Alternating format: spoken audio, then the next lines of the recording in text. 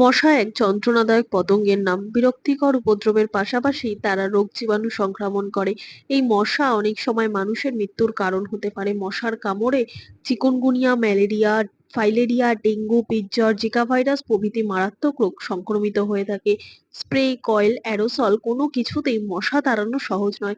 আবার এসব দিয়ে মশা তাড়ালেও আমাদের স্বাস্থ্য এতে চরমভাবে ক্ষতিগ্রস্ত হয়। তাই প্রাকৃতিক উপায়ে মশা তাড়ানোর ব্যবস্থা করা জরুরি। আগেকার যুগে মশার কয়েল, স্প্রে কোনো কিছুই তো ছিল না। তখন তাহলে কিভাবে মানুষ মশার হাত থেকে মুক্তি পেত? মশা নিঃসন্দেহে সবথেকে বিরক্তিকর উড়ন্ত পোকা, যা গ্রীষ্মকাল এবং বর্ষাকালে একটি অবাঞ্ছিত দর্শন নেয়। আমি একা নই যে মশা পছন্দ করি না, এরকম পৃথিবীর কোনো মানুষই নেই যে কিনা মশাকে পছন্দ করে। যদিও ছোট এই পোকামাকড়গুলি পৃথিবীর অন্য যে কোনো প্রাণী বা পোকামাকড়ের তুলনায় অসুস্থতা ছড়াতে বেশি সক্ষম। তাদের অনেক বেশি ঘন ঘন গ্রীষ্মের কীটপতঙ্গের চেয়ে বেশি ক্ষতিকারক করে তোলে। মশা মারাত্মক অসুস্থতার একটি দীর্ঘ তালিকা বহন করে।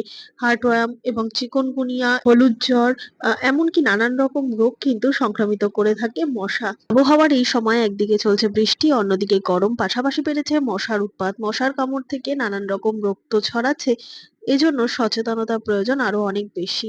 স্প্রে, কয়েল এগুলোর পাশাপাশি ঘরোয়াভাবে চেষ্টা করতে হবে মশা তাড়ানোর জন্য। এছাড়া বাড়ির বাইরে যখন আমরা বেরোবো, ছোট থেকে বড় প্রত্যেকেই ঠিকঠাক মতো প্রোটেকশন নিয়ে বেরোবো। ফুল হাতা জামাকাপড় পরা সবসময়ের জন্যই উচিত। বিকেলের দিকে বাচ্চারা ঘর থেকে বেরোলে তাদেরকে কিন্তু একটুখানি ফুল হাতা জামাকাপড় পরাতে হবে, পরিষ্কার পরিচ্ছন্ন ভাবে বের করতে হবে। এছাড়া কোনো ডিপ কালার বা কালো কালার জামাকাপড় তাদেরকে এভয়েড করতে হবে। এছাড়াও বাড়ির আশেপাশের সমস্ত জায়গা পরিষ্কার পরিচ্ছন্ন রাখতে হবে। বাড়ির কোথাও ছাদ, ব্যালকনি বা কোনো জায়গাতেই জল জমতে দেওয়া যাবে না অযথা। বৃষ্টির জল সাথে সাথে ভালো করে পরিষ্কার করতে হবে কোথাও জমে থাকলেও। এরকম বেশ কিছু সচেতনতা যদি আমরা মেনে চলতে পারি, সেক্ষেত্রে কিছুটা হলেও মশা আমাদেরকে এড়িয়ে চলবে। চলো তাহলে দেখে নেওয়া যাক কি সেই ঘরোয়া প্রাকৃতিক উপায় যা দিয়ে কিনা আমরা মশা সহজেই তাড়িয়ে ফেলতে পারবো। তার জন্য প্রথমেই একটা পাত্রের মধ্যে বসিয়ে দিয়েছি 2 থেকে 3 কাপ পরিমাণ জল। জলটাকে ভালো করে প্রথমে গ্যাস বাড়িয়ে নিয়ে গরম করে দিতে হবে। এখানে জলটা প্রায় গরম হতে শুরু হয়েছে, এই পর্যায়ে আমি দিয়ে দেবো বেশ খানিকটা কারি পাতা। হ্যাঁ বন্ধুরা, যে কারি পাতা আমরা খাবারে বা রান্নায় ব্যবহার করে থাকি, সেই কারি পাতা ফোটানো জল কিন্তু মশারা একেবারেই সহ্য করতে পারে না সেই কারি পাতার গন্ধ। তো এখানে ১ মুঠো প্রায় কারি পাতা দিয়ে দিলাম। আর কারি পাতা যদি তোমাদের কাছে না থাকে, এক্ষেত্রে নিম পাতা দিতে পারবে। সেক্ষেত্রে গন্ধটা না হলেও দারুণভাবে কাজ দেবে নিম পাতা। আর একটুখানি কর্পূর গুঁড়ো করে দিয়ে দিলাম। তোমাদের কাছে যদি ডেলা কর্পূর থাকে, সেক্ষেত্রে ডেলা কর্পূর দেবে। আর বেশি কিছু দেওয়ার দরকার নেই, দিয়ে দেবো একটুখানি তুলসী পাতা। যদি আশেপাশে কোথাও তুলসী গাছ থাকে সেক্ষেত্রে তো সুবিধা, না হলে আর যারা শহরতলিতে থাকে বা আশেপাশে কোনো তুলসী গাছের ব্যবস্থা নেই, তারা পুজোর জন্য যে প্রত্যেকদিন ফুল কিনে আনে বাজার থেকে, সেখান থেকে যে তুলসী পাতা পাবে সেই তুলসী পাতাটা দিয়ে কিন্তু কাজ দেবে।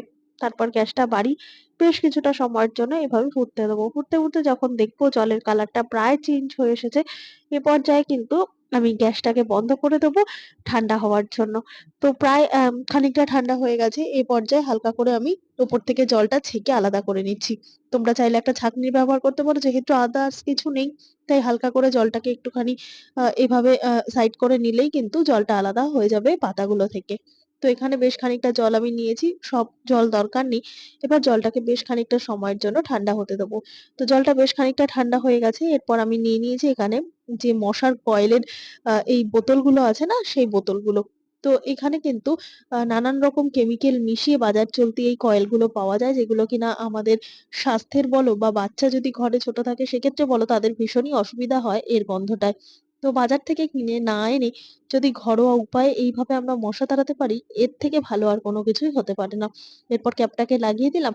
আর এটা সোজা আমরা কি করব, সুইচ বোর্ডের সাথে লাগিয়ে দেবো।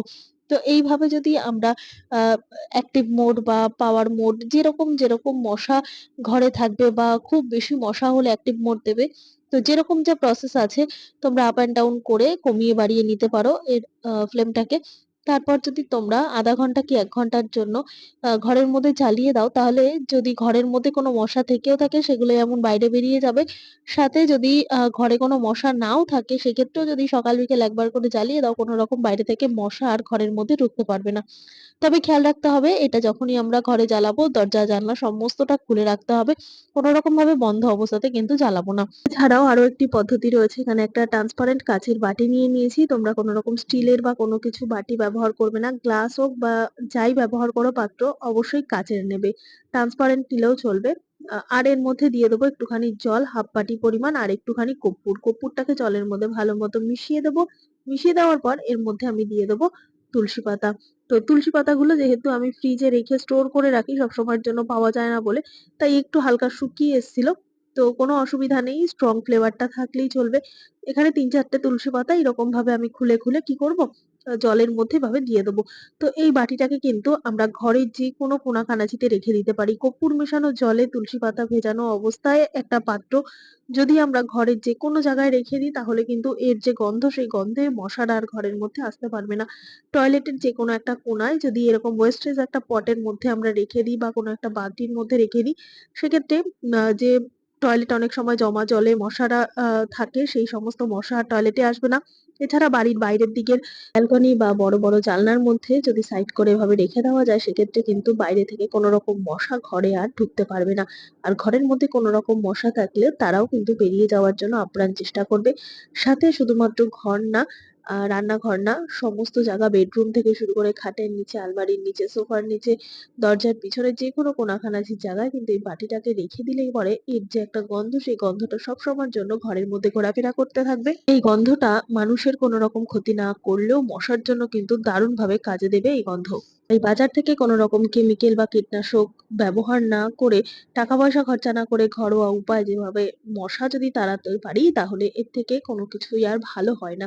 আশা করছি আজকের এই রেমেডিটা তোমাদের অনেকটাই কাজ দেবে। ভালো লেগে থাকলে লাইক, কমেন্ট, শেয়ার করে পাশে থাকবে। আমার এই ভিডিওটা তোমরা কে কোথা থেকে দেখছো কমেন্ট করে জানাতে ভুলবে না। দেখা হবে আবার অন্য কোনো ভিডিওর সঙ্গে। ধন্যবাদ।